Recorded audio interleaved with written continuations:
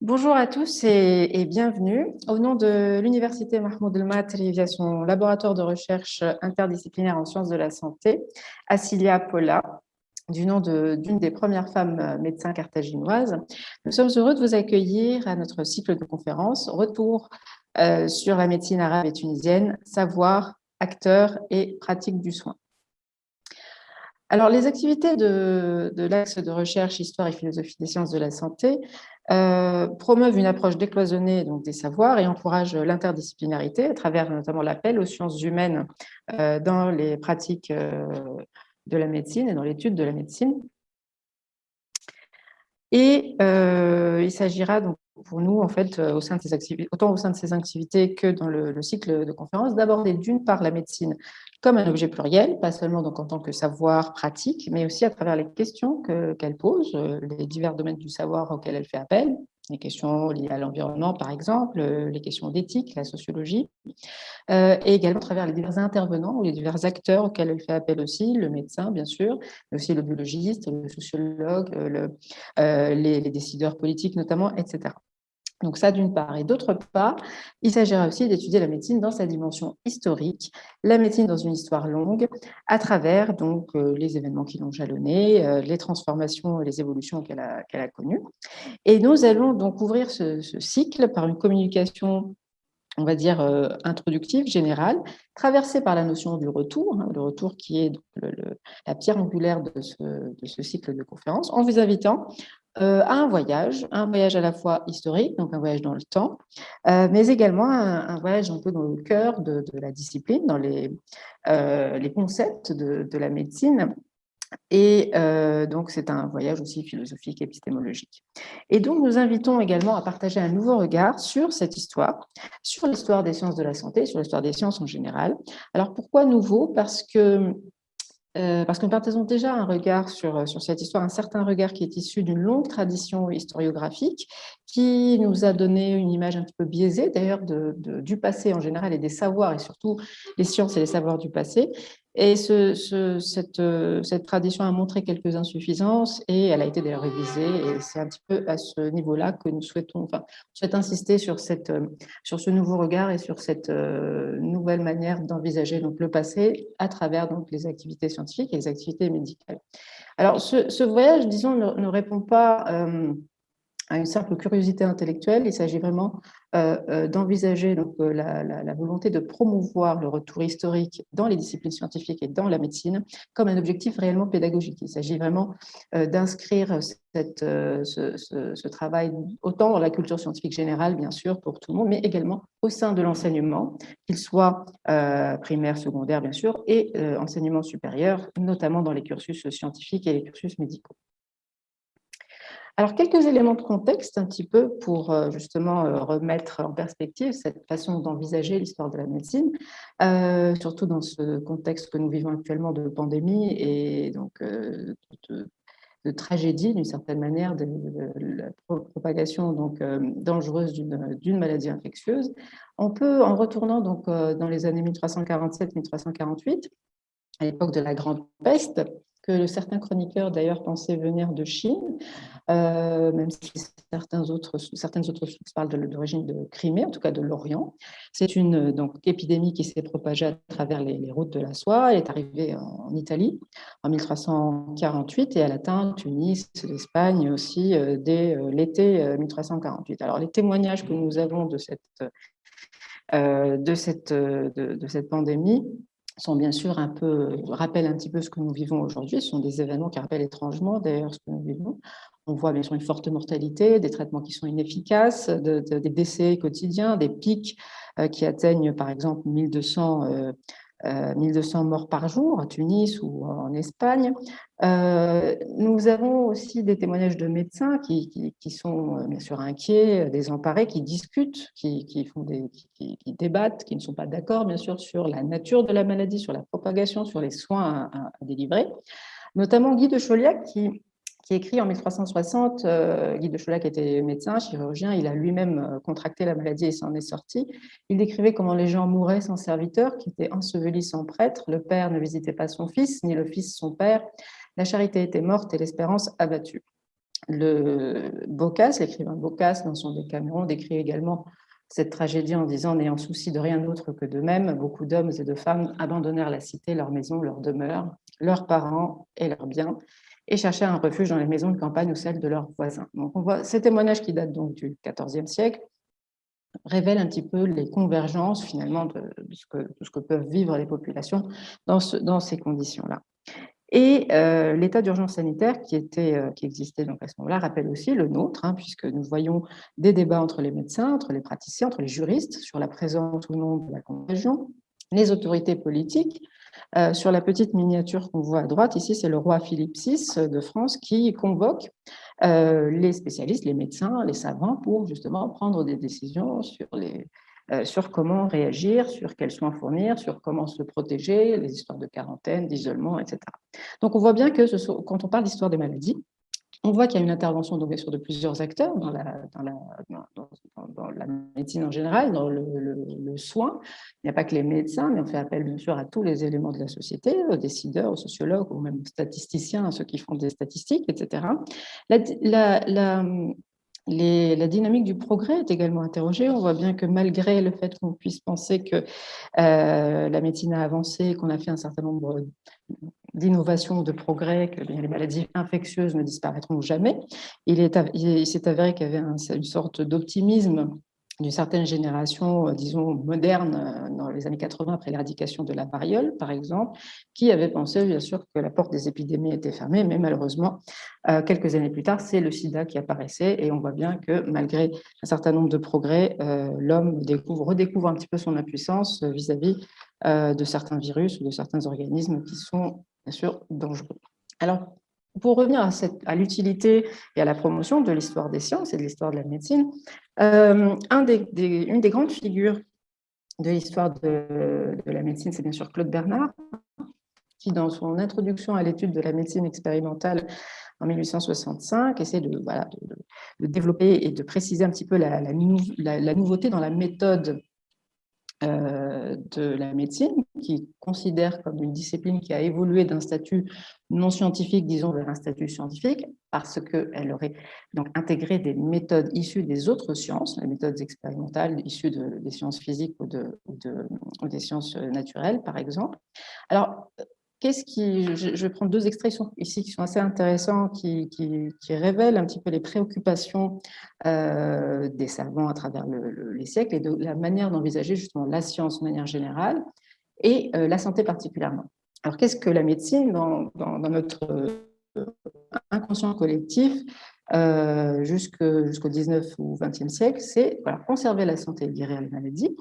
Tel est le problème que la médecine a posé dès son origine et dont elle poursuit encore la solution scientifique. Elle a accompli des progrès surprenants, j'insiste donc sur le mot progrès surprenant, qui chaque jour se multiplient davantage. Il est ainsi évident pour tout esprit non prévenu que la médecine se dirige vers sa voie scientifique définitive. Par la seule marche naturelle de son évolution, elle abandonne peu à peu la région des systèmes pour revêtir de plus en plus la forme analytique et rentrer ainsi graduellement dans la méthode d'investigation commune aux sciences expérimentales. Alors ici, on voit bien que notre façon d'appréhender la médecine, et d'ailleurs toutes les autres sciences de manière générale, c'est qu'il y avait une origine. Donc au départ, il n'y avait pas un savoir réellement constitué. On parle de superstition ou de croyances, de mythologie. Et puis progressivement, on parle de progrès. On parle même de progrès donc surprenants, selon Claude Bernard, qui, ces derniers siècles, grâce à l'acquisition de cette méthode dite expérimentale issue des autres sciences, la médecine aurait acquis un statut particulier, disons plus sérieux, plus proche de la vérité. Elle se dirige donc vers sa voie scientifique et il sépare donc lui en fait il abandonne d'une certaine manière donc, les questions des systèmes pour devenir analytique. Donc on ne parle pas de systèmes de pensée tels qu'ils étaient constitués au début, enfin dans les temps les plus reculés. On parle d'analyse et d'un statut scientifique assez précis. Et effectivement, c'est un sujet qui est toujours source de débat pour la médecine. Est-ce que c'est une science? Est-ce que c'est un art? Est-ce que elle peut répondre aux autres caractéristiques des autres sciences? Est-ce qu'elle est si exacte que ça, etc. Donc ça, c'est toujours un débat qui marque donc la façon d'envisager la science de manière générale et qui existe toujours dans le milieu médical, dans le milieu scientifique. Et donc, il s'agit pour nous, en fait, pour promouvoir encore une fois cette vision historique de l'histoire des sciences et de l'histoire des sciences de la santé, de déconstruire en fait ce mythe entre guillemets d'une histoire progressiste des sciences. Est-ce que les sciences du passé sont véritablement périmées et les sciences du présent sont celles qui détiennent la vérité? C'est la question qu'on se pose et donc on cherche à déconstruire un petit peu ce mythe. Il y a un autre mythe aussi, c'est celui de la vérité, c'est-à-dire que justement avec, qui est bien sûr corollaire aussi de la question du progrès, c'est puisqu'on progresse, c'est qu'on atteint progressivement la vérité scientifique, on se rapproche de plus en plus de la vérité. Et pour illustrer un petit peu ces questions sur la manière d'envisager donc cette progression, cette évolution de la science, on va s'arrêter plus particulièrement sur les sciences arabes médiévales, puisque c'est l'objet de ce cycle de conférences, en prenant les exemples donc, des différentes évolutions de la théorie, de la pratique et la transmission de ces savoirs pour permettre donc d'illustrer un petit peu notre objectif. Alors, concernant la déconstruction de cette histoire progressiste, alors, il y a plusieurs lectures de l'histoire des sciences qui ont dominé le champ des savoirs, donc je ne vais pas revenir très en détail là-dessus, juste présenter brièvement les grandes tendances. Il y a eu une première tendance qu'on appelle continuiste, c'est-à-dire c'est d'envisager l'histoire des sciences de manière continue. Donc voilà, une science qui serait donc passée d'un stade de l'enfance primitive, où il n'y avait pas beaucoup de connaissances, où il y avait beaucoup de superstitions. Puis, petit à petit, de manière cumulative, elle aurait accumulé un certain nombre de savoirs, mais progressivement, sans forcément se tromper. En fait, le savoir était sous forme de gestation, en maturation, petit à petit, et il évolue jusqu'à un but, jusqu'à l'aboutissement, finalement, avec la vérité qui apparaît peut-être au 19e, au 20e siècle, par exemple. C'est la vision dite continuiste. Il y a la vision donc opposée, qu'on appelle discontinuiste, qui consiste en fait à lire l'histoire comme une suite de ruptures. Ce ne sont pas des continuités, il y a eu des erreurs dans l'histoire qui ont été corrigées. Et ces erreurs corrigées donc, créent ce qu'on appelle donc, une révolution scientifique ou une rupture épistémologique. Et donc, ça crée en fait une démarcation dans l'histoire. Il y aurait une période qu'on appellerait pré-scientifique et une période où la science serait apparue parce que la science serait définie selon une certaine méthode. Il y a une seule méthode pour acquérir un savoir dit scientifique. Et donc, sans cette méthode-là, tout le reste est considéré comme faux, dépassé, non scientifique, par exemple. Et donc, ces deux visions, même si elles sont un peu opposées, finalement, elles participent toutes les deux d'une sorte de sanction du passé, puisque le passé est considéré comme faux, comme source d'erreur, comme source d'ignorance. Alors, la première vision est un peu plus indulgente, puisqu'elle considère que ce passé n'était pas dans l'erreur, mais il était dans la sorte d'incomplétude, et c'était dans une espèce d'esquisse de quelque chose, c'était pas complet, il y avait besoin d'être continué. Mais pour la vision dite discontinuiste, puisque on insiste sur la question de la méthode, et donc on insiste beaucoup sur la vision interne, on appelle ça aussi perception internaliste, c'est-à-dire qu'on voit la science uniquement à travers les concepts et en dehors d'un certain type du contexte extérieur. Et donc un petit peu une troisième voie, une voie intermédiaire, on va dire, qui est celle que nous préconisons, est justement une histoire des sciences qui soit alors plus complexe, puisqu'elle ne répond pas à ces deux façons un petit peu simplistes de voir l'évolution de l'histoire, puisque l'histoire n'est bien sûr pas une longue ligne continue ininterrompue, c'est un peu impossible d'envisager les choses comme ça. Il n'y a pas ce progrès donc, qui serait absolument positif, qui irait forcément du négatif vers le positif, et puis il n'y a pas non plus que des ruptures et que des révolutions. Il y a un petit peu des deux, en fait. Il y a un mélange, c'est quelque chose de complexe. L'histoire des sciences doit s'envisager donc autant comme quelque chose qui évolue au sein d'un contexte particulier, de différentes époques, différentes aires géographiques qui ont leurs déterminants, qui ont leur contexte propre. Cette lecture un peu plus historique, plus historienne, comme historienne, c'est une façon d'envisager l'histoire qui avait été promue par l'historien de la biologie Jacques Roget, qui insistait sur la compréhension d'un processus au sein de tout un contexte complexe, historique, économique, social, etc. Et on accorde beaucoup d'importance, donc, également, pas seulement à la théorie, mais aussi aux pratiques sociales et historiques donc, de ces activités scientifiques. Autre chose donc, qui a aussi dominé dans notre façon d'appréhender aussi le passé, c'est ce qu'on appelle aussi les dominations symboliques. Il y a un certain nombre de dominations symboliques qui font que notre regard sur le passé est toujours un petit peu biaisé, puisqu'on le regarde toujours avec notre perception, avec nos repères actuels, nos repères idéologiques, philosophiques, etc. Alors, par exemple, on a toujours eu une domination du masculin sur le féminin, même dans notre perception des sciences du passé. Il y a toujours eu une domination du savoir, disons, d'une pensée, d'une théorie sur le savoir pratique. On a considéré toujours que la théorisation est ce qui était synonyme de scientificité. Les sources pratiques empiriques ont toujours été négligées. Il y a eu aussi une domination symbolique du savoir institué par rapport au savoir profane. La méthode, disons, expérimentale plutôt que la méthode empirique. Les sciences pratiquées par des laïcs plutôt que par des religieux. Donc tout ça, ce sont des dominations qui ont perduré en fait pendant très très longtemps. Et cette petite citation résume un petit peu comment on a perçu les sciences du passé, et la médecine notamment.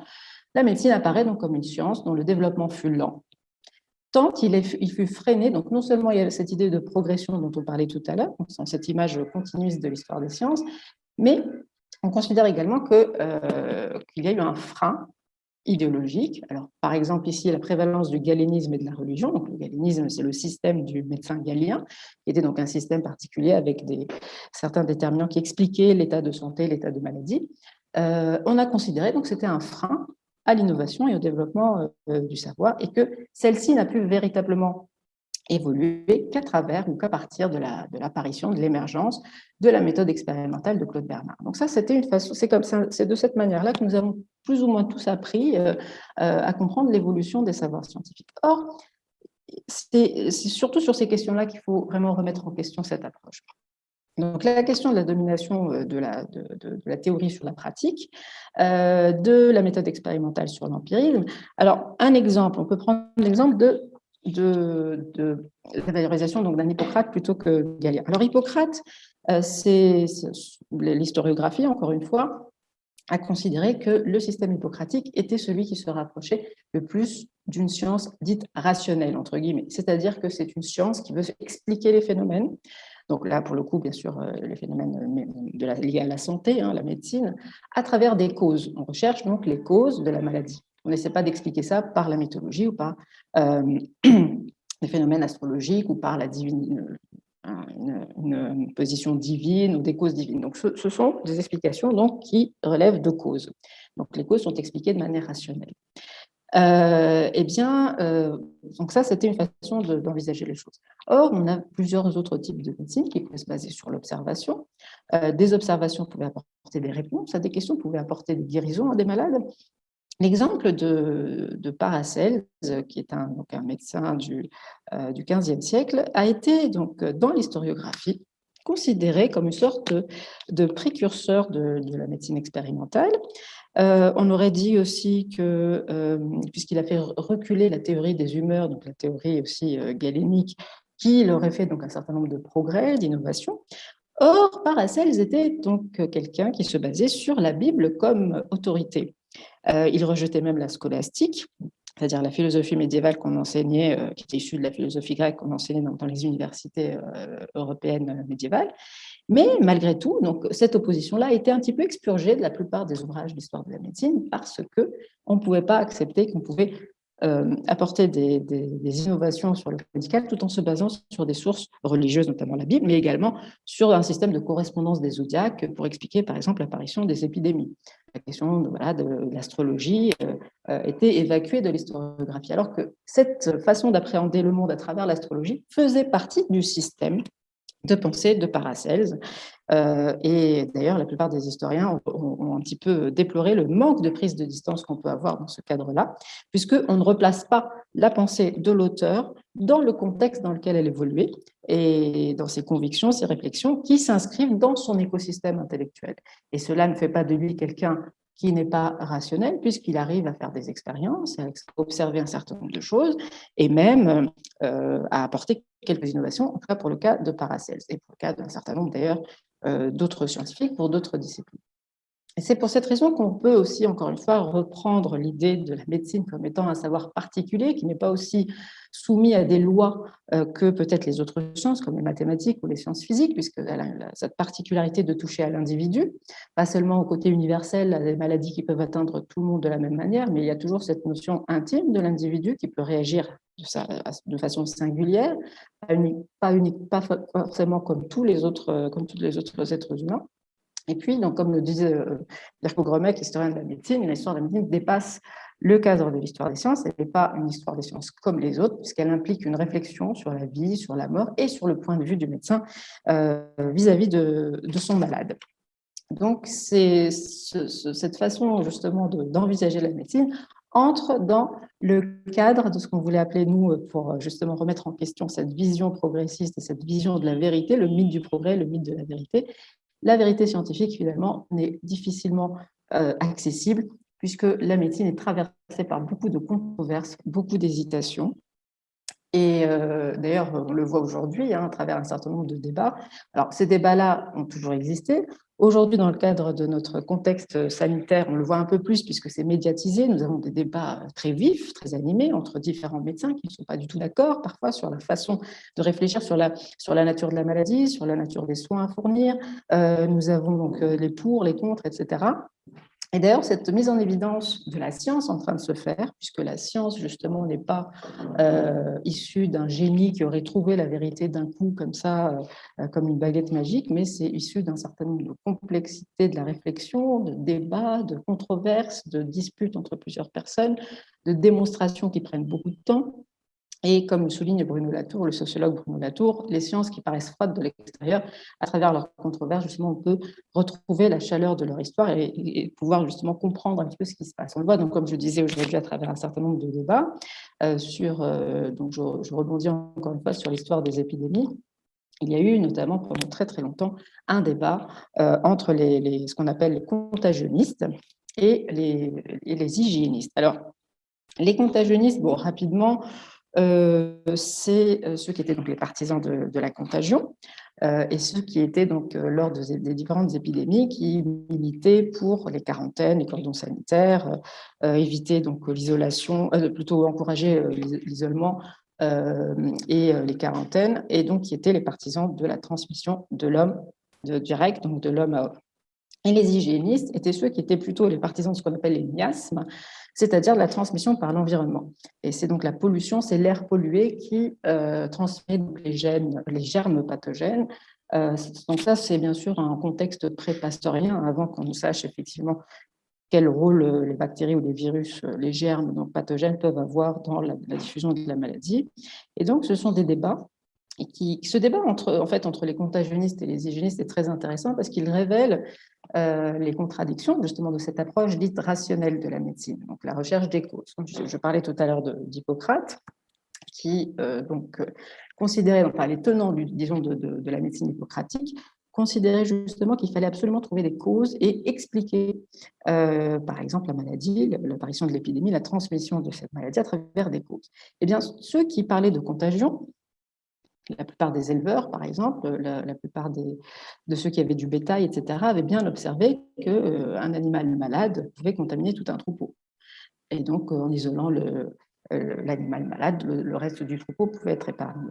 Eh bien, il n'y avait pas de réflexion à travers les causes, il n'y avait pas d'explication à travers les causes, il y avait juste une observation qui était faite et qui a permis à certaines personnes de comprendre le processus de la contagion. Mais il n'y avait pas d'explication dite rationnelle ou scientifique des causes, et donc ceux qui étaient partisans des contagions étaient parfois considérés, paradoxalement, comme des tenants des superstitions, des tenants de quelque chose qui n'était pas scientifique. Donc on voit bien ici la contradiction parfois d'une approche. Quand on n'a pas certaines données, quand on n'a pas toutes les informations, eh bien on n'arrive pas à effectivement accorder le statut scientifique finalement à l'observation qui était, pour le coup, celle qui était plus proche de la vérité, entre guillemets. Et l'exemple de la peste noire, ou les débats aussi donc, dans le monde arabo-musulman, notamment à l'Andalus, quand la peste frappait en 1348, Ibn Khatib était le partisan justement de la contagion, et il expliquait que, pour ceux qui remettaient en cause la théorie de la contagion, que l'existence de la contagion est solidement établie par l'expérience, par l'étude, par la perception, la constatation et la fréquence des données. Donc, c'est un travail qui n'est pas forcément théorique ou théorisé, il n'y a pas d'équation, mais il y a une observation qui permet quand même de trouver des solutions à la maladie, de pouvoir guérir des malades, ou en tout cas de pouvoir jouer sur le contrôle, en tout cas, de cette épidémie. Et donc, on ne peut pas considérer que les observations ou la technique dite empirique empêchaient ou ne pouvaient pas permettre à la médecine d'évoluer, ou en tout cas de trouver des réponses innovantes quand il y a des problèmes de ce type-là. Alors, pour revenir sur le sujet de la médecine arabo-islamique médiévale, qui est aussi le thème central de ce cycle de conférences, il y a un autre mythe, disons, une autre déconstruction à faire, c'est ce qui a été appelé par Roch Dirash, l'historien des mathématiques arabes, la théorie de la doctrine de l'occidentalité de la science classique. De penser qu'évidemment, la révolution scientifique s'est faite en Europe et que le passage de la théorie ou de la science de l'Antiquité à la science moderne s'est fait en Europe et qu'il n'y a pas eu de transmission, de circulation de savoir à travers le monde, que ce soit de Chine ou du monde arabe notamment. Et pour ce qui est de la médecine et de la zoologie, une autre domination symbolique, on parlait tout à l'heure de la domination symbolique du laïc sur le religieux, et bien ici, par exemple, dans des livres d'histoire des sciences du XXe siècle, qu'est-ce qu'on lit sur la zoologie arabe et sur la médecine arabe notamment? En ce qui concerne la zoologie, Carus fait très justement remarquer que la religion musulmane interdisant l'anatomie, la dissection des cadavres, et ayant longtemps banni la représentation des êtres vivants, les auteurs ayant écrit sur les animaux les avaient considérés d'un point de vue très général, faisant souvent à leurs propos des détails fabuleux, poétiques ou religieux. Eh bien, il s'avère que cette citation, bien sûr, n'est pas tout à fait juste, puisque sans forcément revenir sur le texte religieux lui-même et sur l'interdiction éventuelle de la dissection ou de l'anatomie en elle-même, la pratique sociale montre bien que ça s'est produit, c'est-à-dire que les dissections ont bien eu lieu, le travail de chirurgie a été effectué, que le texte religieux l'interdise ou non, ce n'est pas ce qui s'est passé dans la pratique sociale. Et donc, dans le cadre de la médecine arabe médiévale, la plupart des sources ont considéré que, donc je reprends encore une fois la question des dominations symboliques, la théorie médicale n'ayant pas forcément évolué, puisque la théorie, le système qui a été hérité par les Arabes est celui d'Hippocrate et de Galien. Essentiellement, le système de Galien a beaucoup, bien sûr, été utilisé. C'était une référence majeure pour les médecins médiévaux, qu'ils soient arabes ou latins d'ailleurs. Donc, cette théorie des anciens, bien sûr, a beaucoup servi. Elle a été discutée, commentée et critiquée par des savants arabes. Mais au-delà de la théorie, le rôle de la pratique, encore une fois, est très important dans le cadre de l'innovation pour la médecine et pour les autres sciences. Donc, on le voit bien, donc j'ai pris l'exemple du bétail tout à l'heure, la dimension ethnoscientifique est très importante. Le savoir-faire des nomades et des éleveurs a permis de connaître la transmission, par exemple, des maladies. On l'a vu pour le cas de la contagion et le processus de contagion dans les maladies infectieuses, mais aussi le rôle de l'observation et de l'expérience, même si la théorie elle-même n'a pas forcément changé ou n'a pas connu d'innovation majeure, mais une observation très pointue a permis à des médecins comme Lazy d'effectuer des diagnostics différentiels entre deux maladies. Et si on effectue des diagnostics différentiels, on arrive forcément à soigner différemment et comme il se doit les maladies différentes. On peut prendre l'exemple aussi d'El-Bardedi, qui était un médecin de l'Égypte et qui a pu faire des observations anatomiques et remettre en question le traité d'anatomie de Galien, notamment sur le cas de l'os de la mâchoire inférieure, qui est unique, alors que Galien pensait qu'il était divisé. Donc, un certain nombre d'observations, d'études et d'innovations diagnostiques, notamment sur donc, la pratique médicale et sur l'observation, ont permis une innovation de cette médecine. Donc, on ne peut pas considérer que sans évolution de la théorie uniquement, il n'y a pas d'innovation, il n'y a pas d'évolution de la pratique médicale, puisque la pratique médicale, c'est le soin, c'est l'observation, c'est le diagnostic de la maladie, et c'est donc, en fonction du diagnostic, apporter des remèdes aux malades et donc soigner les hommes. Autre chose très très importante également, c'est la question du pouvoir politique, du contexte sociopolitique, du contexte urbain, qui, dans le monde arabo-musulman médiéval, a permis la constitution et la structure très très importante des hôpitaux, ce qu'on appelle les hôpitaux, qui ne datent pas de l'empire de l'avènement de l'islam, mais qui existaient déjà en Perse auparavant, mais qui ont été maintenus, construits et développés au sein de l'empire musulman de manière très très large, que ce soit en Perse, à Bagdad, à Tunis, enfin Kérouan, puis à Tunis ou à Marrakech, donc alors qu'il a fallu attendre le XVIe siècle pour voir apparaître ces structures en Europe. Et les structures hospitalières, il est très intéressant de souligner leur importance parce qu'elles étaient très très bien organisées et elles ont permis justement le développement de cette médecine et une innovation très très importante pour les soins, puisque c'était une possibilité, donc déjà, on voit bien l'évolution, enfin, le développement d'une médecine de ville. Donc les malades étaient bien sûr admis dans les hôpitaux, il y avait il y avait des consultations externes et internes, il y avait une pharmacie, donc avec des ordonnances qui étaient délivrées. Il y avait des salles de repos, des salles de malades, il y avait des bibliothèques aussi, il y avait un enseignement de la médecine, il y avait une recherche. Donc, c'était vraiment un dispositif tout à fait bureaucratisé de manière extrêmement pointue, hein, avec une importance de l'éthique médicale aussi, ça c'est très important. Donc, ça c'est lié aussi à la structure du pouvoir. On ne donnait pas à n'importe qui la possibilité d'exercer la médecine, il fallait avoir un diplôme. C'est la même chose pour la pharmacie. Il y avait bien sûr le contexte urbain et cette centralisation du pouvoir permettait bien sûr les échanges entre les différents savants, donc entre les différents diagnostics, entre les différentes connaissances de maladies et de soins. Donc, cette pratique et cette structure sociale, cette organisation de la société médiévale à l'époque a permis donc ce travail médical, ce savoir, enfin l'enrichissement de ce savoir, la diffusion de ce savoir et la pratique bien sûr de l'observation des malades et de leurs soins. Donc, parler uniquement de théorie pour évoquer donc l'évolution des sciences médicales ou même des autres sciences reste quand même insuffisant, et donc le rôle des pratiques sociales dans l'évolution d'une science est très très important. Il n'est pas uniquement lié donc à une histoire des idées ou de l'évolution des idées scientifiques. Alors, de la même manière, la transmission donc, de ces savoirs médicaux en Europe a été très très importante. Avec bien sûr l'imprimerie et le développement. Déjà, le développement du papier au Moyen-Âge a permis aussi une diffusion très très large, et puis avec l'imprimerie, donc les traductions ont circulé en Europe. Et à l'approche donc historique et contextuelle qu'on vient de donner, il faut pas oublier bien sûr l'approche territoriale de la circulation des savoirs. Bien sûr, les savoirs ne sont pas juste circonscrits à des frontières, hein, qu'elles soient orientales ou occidentales. Ce sont bien sûr des éléments qui circulent à travers le commerce, à travers la diffusion du manuscrit.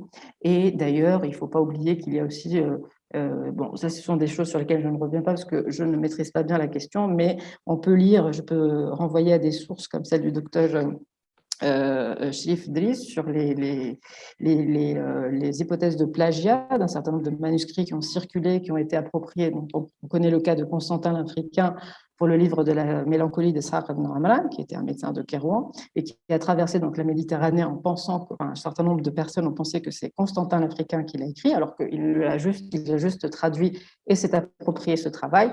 Bon, la supercherie a été découverte un petit peu plus tard. Mais cette question de plagiat peut concerner un certain nombre d'autres innovations qui ont été réalisées, comme notamment la découverte de la petite circulation pulmonaire par bénéfice et qui a été ensuite transmise en Europe. Donc, toutes ces questions ont été soulevées d'ailleurs par des travaux de la Société tunisienne d'histoire de la médecine et de la pharmacie, que je tiens d'ailleurs je tiens à saluer. J'en profite donc pour saluer les membres de cette société qui ont fait un travail considérable de rassemblement des sources, de rassemblement de manuscrits, d'édition, de traduction, que ce soit la médecine tunisienne à travers son histoire carthaginoise, notamment les travaux de Dr Chedli Abou Youssef, de Dr Hamza Saddeh, en allant jusqu'à Aziza Rothman et en passant par l'école de Kérouan. On pense aussi au musée de l'histoire de la médecine qui a été constitué en 1997 par le professeur Viève. Et donc, c'est un travail très, très important qui a été fait justement dans l'objectif de réhabiliter cette histoire, de réhabiliter le passé de notre histoire médicale et scientifique. Et d'ailleurs, j'en profite aussi pour dire que la Société tunisienne d'histoire de la médecine organise son congrès pour son 30e anniversaire, en principe, si tout va bien, en octobre 2021. Alors, pour conclure, donc, quel est donc l'objectif finalement de cette relecture de l'histoire?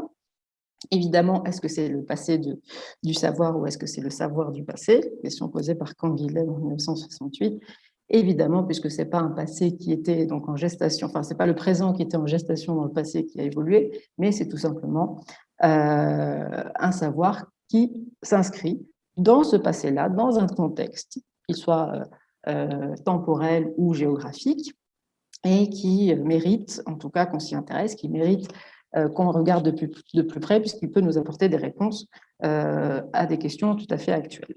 Et donc, l'épistémologie contemporaine interroge un petit peu ces idées de progrès et de vérité, comme on vient de le faire, et ce qui permet, donc, en réinterrogeant ces idées, de restituer à la science et à la médecine en particulier sa véritable dimension historique. Ça permet de voir que tout est soumis à la critique et au doute. Les questions qu'on pense avoir été découvertes par des grands génies sont en fait issues des discussions très très longues, de débats très très animés, qui parfois peuvent être encore une fois remises en question par la suite. La science n'est pas isolée, elle dépend beaucoup du contexte dans lequel elle évolue, des personnes qui la pratiquent. Et cette histoire donc historienne, qui n'est pas linéaire, qui n'est pas cumulative, qui est déterritorialisée, donc intègre autant l'histoire des hommes et de leurs pratiques sociales.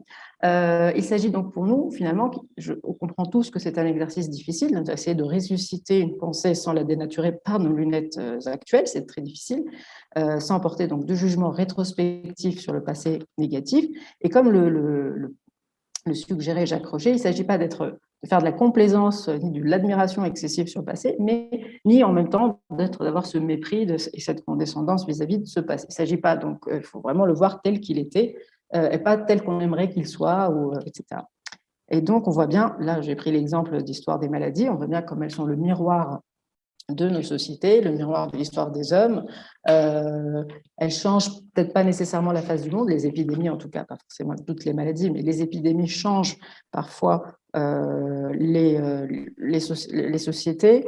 Elles façonnent aussi, elles les ébranlent et elles les façonnent d'une certaine manière. Elles remettent en cause aussi le mythe du progrès, puisqu'on voit bien que finalement, on se retrouve parfois impuissant face à des choses qu'on ne comprend pas. L'homme ne peut pas tout comprendre, il se réadapte, il doit réfléchir, il doit trouver des solutions qui sont finalement celles de son temps, celles de son contexte. Et tous les événements scientifiques, toutes les découvertes, tous les progrès, toutes les innovations techniques, voire l'émergence de nouvelles maladies, donc qui sont toujours un petit peu liées, s'inscrivent dans une longue histoire et écrivent donc notre histoire collective. Et donc, il est très intéressant, on espère en tout cas que ce retour en arrière, cette invitation vers le retour en arrière, puisse nous permettre donc de retrouver nos sources, de retrouver notre histoire et de réfléchir différemment aux solutions donc, de notre présent et de notre avenir. Voilà, je vous remercie de votre attention. Et peut-être, si vous êtes intéressé, quelques éléments bibliographiques, si vous souhaitez diversifier les lectures concernant l'histoire de la médecine arabe médiévale et sur l'histoire des épidémies de manière générale. Et puis, peut-être aussi sur l'histoire de la médecine tunisienne particulièrement, il y a ces deux ouvrages intéressants, Dr Ahmed Chérif en 1908 et Dr Ahmed Ben Miled en 1936, traduction française d'un récit qui date de 2016, Histoire de la médecine arabe en Tunisie. Merci de votre attention. À bientôt.